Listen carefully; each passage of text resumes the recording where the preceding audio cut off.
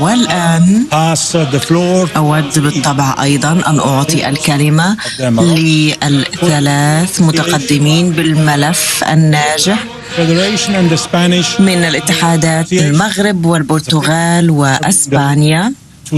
بالفعل يتم الآن تسليم وثائق الاستضافة في كل دولة. ليس في الأوطان لولا عنوان إلا كل جنان. يا له من إنجاز، ولكن هذه بالطبع النهاية المتوقعة لرؤية صاحب الجلالة الملك محمد السادس حفظه الله.